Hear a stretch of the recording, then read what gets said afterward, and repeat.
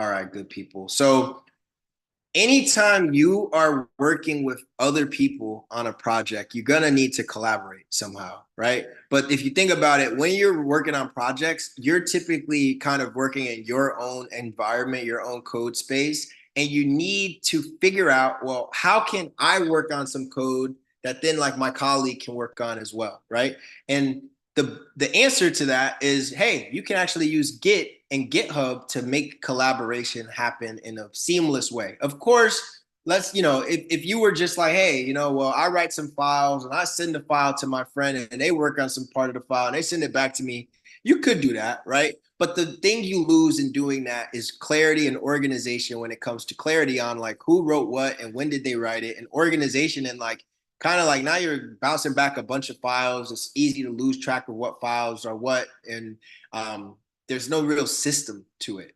So in the professional context, when you're working on professional projects, collaboration as engineers happens via Git and GitHub, right? So right now, I just want to show a quick demo of how you could set up a project that you might want to collaborate on with other people and walk through the process on both sides for collaborating on that particular project. So if this sounds like it's going to be interesting to you and maybe some future projects, give me a thumbs up, or what I'm saying, give me and my man Ryan some love, because what I'm saying, we put ourselves out here for y'all. What I'm saying, this is quality stream content for the people that need it. So I'm gonna work with my homie Ryan, and we're gonna show y'all like the collaboration process that you have to go through to make your projects ready for internal collaboration between you and a teammate. If you're working with a company, like this is the same process that you got to do. So I'm gonna share my screen and start us off, and then I will trade screens so that you can see things on both sides, and we're just gonna really kind of show you at a quick glance like how would you set up a project for collaborating on with other people? So let me start by uh, uh, let me start by hiding all my tabs and open random stuff on my screen, and then we're gonna take it from there. All right, bet. So first thing you want to do is again hide all the stuff that you don't need to show, and so when you're collaborating on projects, I'm going to take it from the stance of, let's say I have a new project that I'm going to work on. So theoretically, I might have a new VS Code project that is something that I'm going to be working on, right? So let's say for the sake of this example, the VS Code project is going to be just a super simple website, right? In this case, right, like I like to pitch this idea of, hey, when you're working on new projects, it's a good idea to have those projects be stored in folders, because it will make your life easier when you're working with Git and GitHub. So I always like to open a new folder on my machine. So I click open on VS Code, and then y'all can't see it because it doesn't show the pop-up. But I always end up creating a new folder to represent my new project. So I'm going to say collab app or something, right? And collab app might be this app that me and Ryan are going to go make $1 million on, because what I'm saying, we're tired of our jobs and we trying to raise venture capital and move out of our mama's cribs. You know what I'm saying? Like, so what we're going to be doing here is like, let's say I'm working on this app. It could be anything though. This could be a folder with Python code. This could be a folder with Java code. This could be anything, right? The idea is you have some folder of code that you're going to be working on with somebody else, right?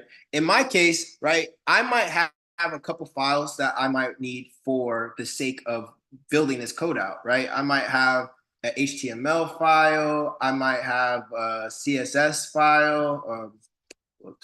Styles.css, right? And I might have like a JavaScript file, index.js, right?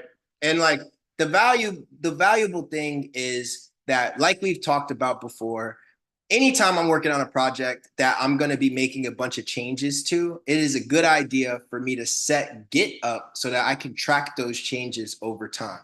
So what I might do is, let's say I'm starting this project off and I'm like, cool, we're going to be writing some really dope pieces of code, right? And so maybe I will start us off by writing a couple lines of code to say, hey, we're building our collab app. and this is about to be the app of the century, right? So I'll just maybe start writing some start Himmel, interesting. Start writing some HTML out just to have like just some default code, right? And it doesn't necessarily, I don't necessarily have to do too much, but maybe I'll just doing some stuff to get us started. Like just say lab app, and in the body, you know what I mean? Just kind of a nice H1 that says, oops, lab app, like, ooh, the dopest app of the century, right? So this is just some simple HTML. Like I said, it doesn't, the code that you're writing it doesn't necessarily matter, right? You could do this for any type of code, but for me and the folks that are tuning into the stream, web dev stuff is what we're working on. So HTML kind of makes sense. So point is, we started a project. I have a new folder for it. The folder for me is called Collab App. I got some files in it. That's really all you need to worry about. The next thing that you should do is, if you're going to collaborate on Git and GitHub with a partner on this, is initialize a repository for yourself on your computer with Git, right? What that means is that you're going to use Git to basically start tracking all of the changes that you're making on these particular files. So in my case, I'm going to open a new terminal in VS Code. And the reason I like opening in folders is so that I know that I'm automatically in the right folder for this particular project, right? So now I can run the command git init in order to initialize a new Git repository in this particular folder. What that Git repository is doing is it's going to keep track of all of the files that I have in my folder, right? As you can see, these start getting these things called U to say they're untracked. Now, with the Git repository, and we talked a lot about Git and how to add files and do that kind of process, there's really three big commands you got to remember with Git. Well, outside of initializing the repo, which is git init, right? The most important things you do repeatedly as a developer working on Git is add files, commit the files, and then you can push the files, which is what we're going to talk a little bit about today. So I made the repository. I have the files. The next thing I want to do is create a commit. And remember, a commit is kind of like a snapshot, me saving the files at a particular moment, right? So I'm going to take a snapshot of what's going on right now in the code, which is just, hey, I set up the default files for our project. So to set that commit up, I have to do a git add to add the files that I want to add to this commit, to this snapshot. I could add them individually, right? And just like this, like git add in the name of the particular file. But I have a bunch of files, right? And you can see if I do a git status, you can see which files, all these files right now are untracked. So instead of typing them all one by one, a shortcut is I could do git add space dot, which will add all of the files inside of a particular folder for me to track in with Git. So doing that now, as you can see, if I do git status, all of those files are green. I've added all of those files to my next commit. The next thing I got to do is actually structure the commit. So to do that, I'm going to use the command and just type it clear so it's easier for y'all to see. Git commit -m. The M is for message, and I'm going to leave a message that says initial project files, right?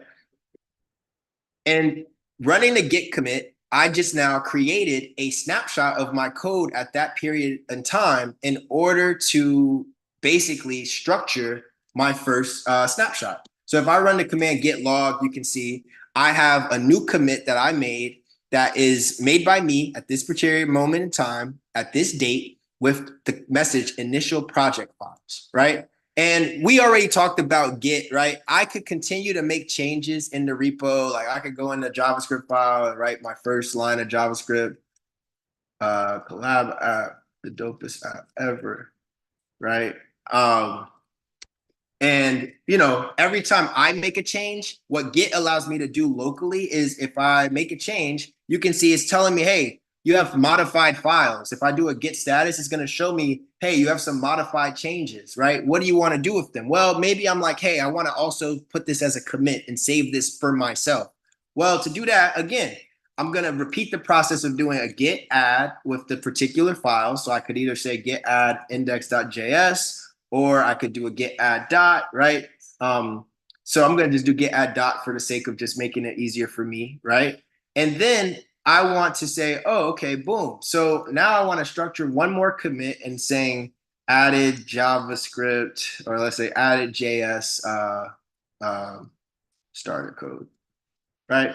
Whatever it is that's going on, I'm making these commits for me. I'm making these changes for me, right? But this comes up to the point where you're like, well, I actually now maybe want to work with a partner who's going to actually come and help me make this app and like work on different files and stuff like that for me. So in order to do that, I can't just have the Git on my local machine. I need to actually get them the same version of the Git that I'm looking at. And one of the ways to do this is to use an intermediary source where they can get access to the same code in your repository. That's why we have tools and platforms like GitHub, where you can store your repositories from your local machine and projects somewhere else in the cloud so that someone else can go in and say, oh, cool, let me take that repository of code and work on it on my own, right? And that's exactly what collaboration looks like. Is I work on some code on my machine, I push it up to GitHub where somebody else on my team or someone else in the world can pull it down and then make changes and then push it up. I can pull it down, etc. So in order to do this, I need to now set this project up on GitHub. So I'm just going to go over to github.com real quick. Hopefully it's not going to be too crazy for me to log in for y'all. Oh, it's already logged in. Mashallah, you know what I'm saying? So now I'm going to just go ahead and create a new repository, because the big thing is I have a local repository, but I need a new repository for myself now in order to hold this on GitHub. So I'm going to make sure that I create a new repository. I'm going to call it collab app. I'll just say the dopest app ever. You know what I'm saying? Like, hey, we out here. We're getting out of our mama's crib, Ryan. We're getting out, bro. For the sake of this and for the sake of your GitHub experience, you can keep these types of repositories public. But when you're collaborating and you're like, hey, I actually care about the sensitivity of this code, you can make it private. That won't change anything of what I'm about to show you. So for now, though, I'll keep it public just because you don't really need anything else, especially if you already started with project files. You shouldn't click anything else because it might mess up you pushing your commit. Anyway, so I just kind of put a name, put the description, and boom. Now I have like the GitHub setup screen. It's going to ask me, how do you want to connect your repository? Do you have a repository? It's like, do you want to create a new one or do you want to push an existing one? In our case, we already ran Git init on our side. We already added some files and committed some files. So we actually can use this push an existing repo because we already started. We already have the commit and the init. We already have the Git and the commits. So all I have to do is connect this repository to this remote GitHub link, and then I can push that file, I can push that repository from my local machine to GitHub. So I'm just gonna go ahead and make one quick change. So I'm gonna copy this line of code, right? Get remote at origin, blah, blah, blah, blah, blah. Whoops, I get confused sometimes with where my code is. So I'm gonna go back to the terminal and copy those, right? So first one was get remote add origin. Go ahead and add that. So now I have a new connection to GitHub for my particular, for that repo I just created. This is gonna just change the branch name. We'll get into branches next week, but just wanted to show you this because what this does is it's gonna just change the default name of our branch to main. That's not a problem. And then this third command, though, is the most important one. This is the command that's going to actually push our code from our local repository to GitHub. So now I've made this big push. And if I refresh on GitHub, you can see I have my code all right here and the two commits that I already made, right? So my commits are already locked and loaded and I'm good to go, right? So here's where things get interesting and really where the crux of what collaboration looks like on GitHub. Next thing you want to do if you want to collaborate on this with a partner, it depends on what type of access you want your partner to have to the repo. By default, people can't just read, can't just write onto your repo, right? They can pull it and clone it, and that is a part of what public repos make possible. Is if you go to any public repo in GitHub, you can actually clone those repos locally on your own machine, just using a couple of lines of code, or you can download the code itself. So public repos, any public repo on GitHub can be downloaded or can be cloned into for people to read on their machine. But they can't by default change any of the stuff you have here. They could just have a copy of on their own machine. So we'll get into the cloning process in a second.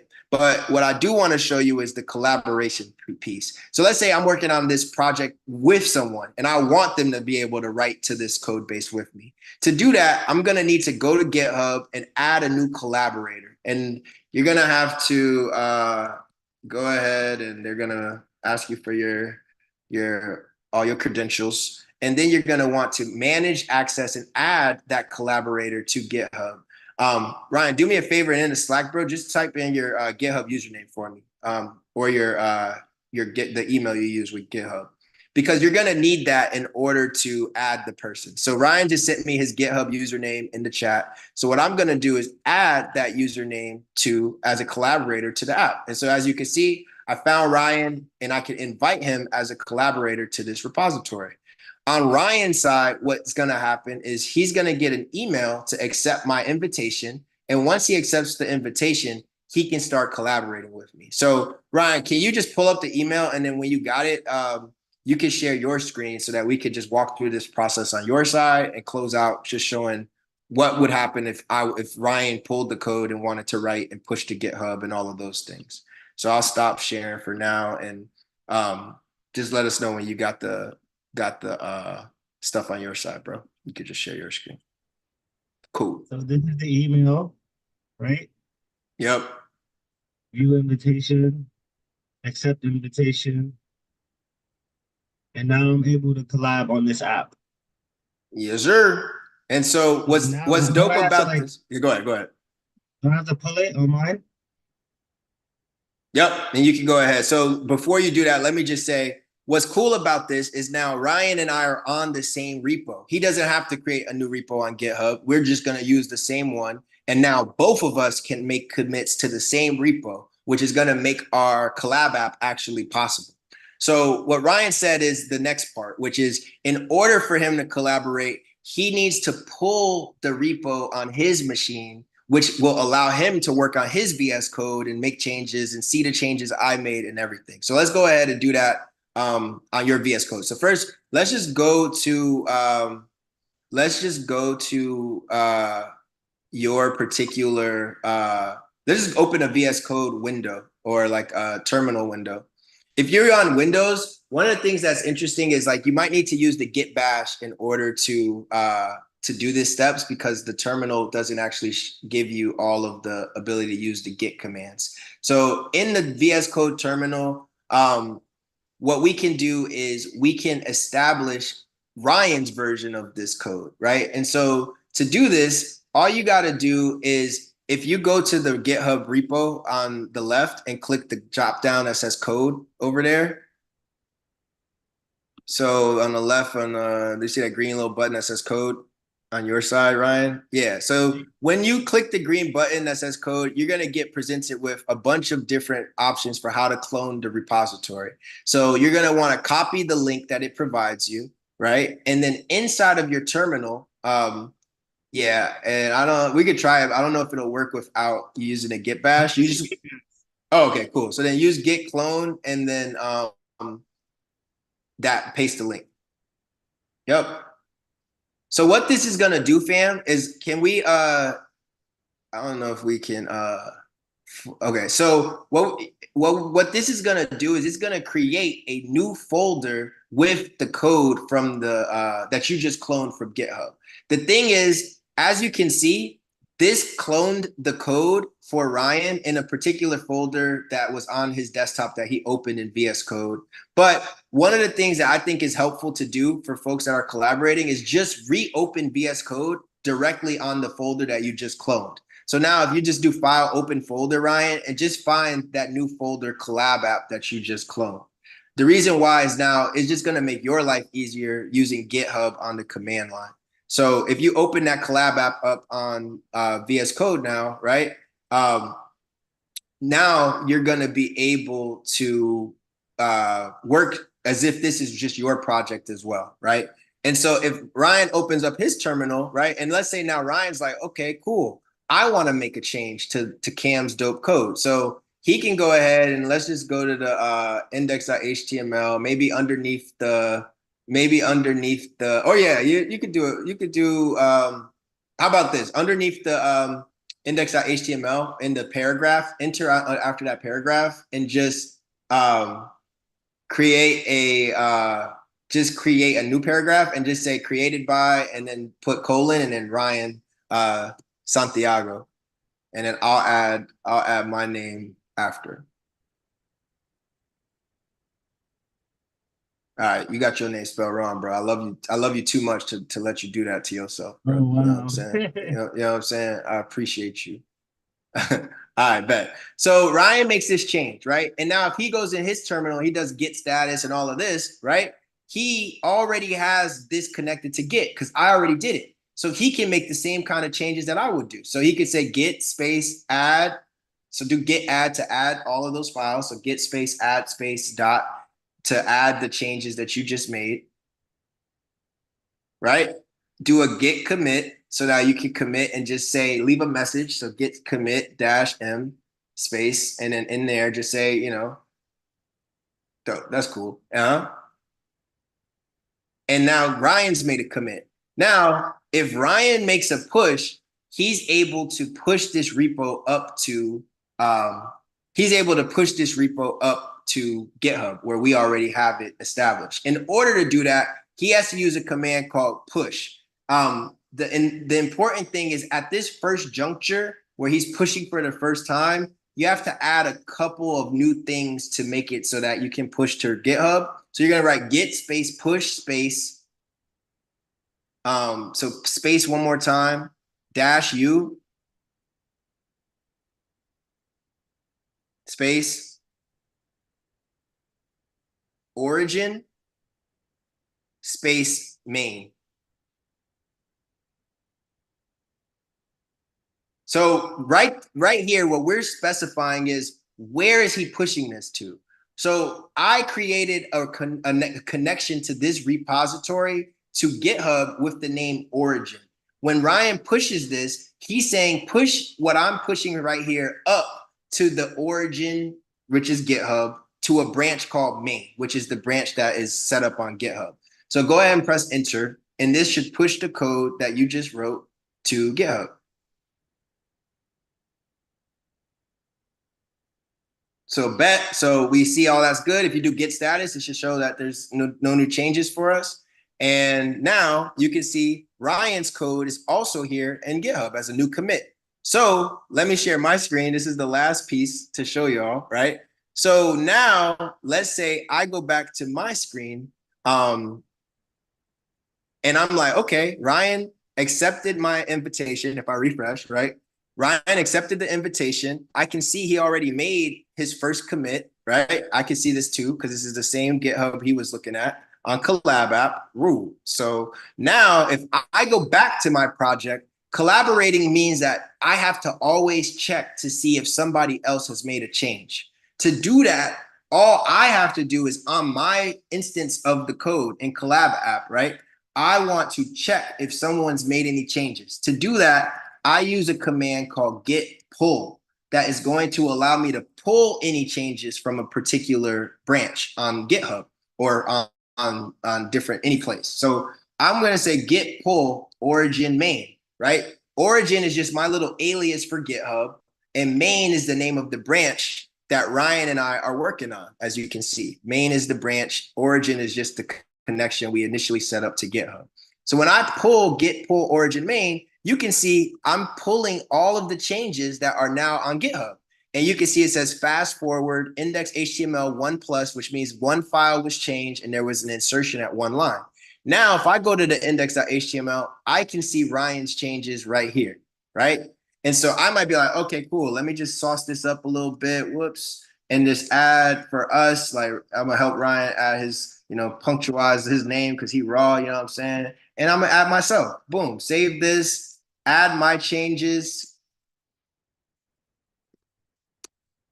with a helpful message. And then I'm gonna do a git push dash u origin main to push up to GitHub. Now, if we refresh on GitHub, you can see we have 4 commits. And if Ryan wants to change, the cycle continues. He pulls down from GitHub the same way I did. So I did git pull origin main, right? Git pull is the command that we're going to use in order to pull any changes. And then git push is the command that we use to push our changes up. So the cycle continues. As I make a change, Ryan will pull. As he makes a change, let me do it this way. As I make a change, right? Ryan's gonna use git pull to pull them, right? As he makes a change, I'm gonna use git pull to pull them. When I want to save a change, I'm gonna use the push to push the change, right? We're just gonna continuously do this cadence of pushing and pulling changes in order for us to collaborate. GitHub serves as the intermediary, but we both have an instance of the same repository stored on our local code base, which allows us to work on our own VS Code and push the changes whenever we want someone else to see them using GitHub. So folks, that's all you need to know if you want to get started collaborating, right? Add your homies as collaborators. I saw some folks ask about like pull requests or forks and stuff like that. You can fork somebody else's repo. What that means is you're going to create a copy of it, but that doesn't by default let you collaborate with them on it, right? There's a little more sophisticated process when you aren't added as a collaborator to a repo where you can fork and then use pull requests, but we'll save that for another time. For now, if you find someone you want to work with on anything, all you have to do is have someone set up the repository, right? By way of starting out with the code. So remember, I started with just creating my app, creating my files. I used Git to initialize the project. I initialized the project. I added all my files. I made some commits, and then I pushed those commits to GitHub by way of adding the remote origin. This is where we set the alias to GitHub, and then pushing originally to GitHub. And when I pushed to GitHub, the code was here. I was able to add Ryan as a collaborator using the settings on the GitHub repo. And then when Ryan accepted that particular thing, we've been able to kind of continuously go through this pull and push kind of flow in order to see each other's changes. And that's really all you need to do in order to collaborate with folks on GitHub. Of course, things get a little bit more sophisticated as your project gets more sophisticated. But for now, hopefully this is helpful for anybody that's looking to collaborate on future projects. And yeah, let me know if you have any questions in the chat. I appreciate you.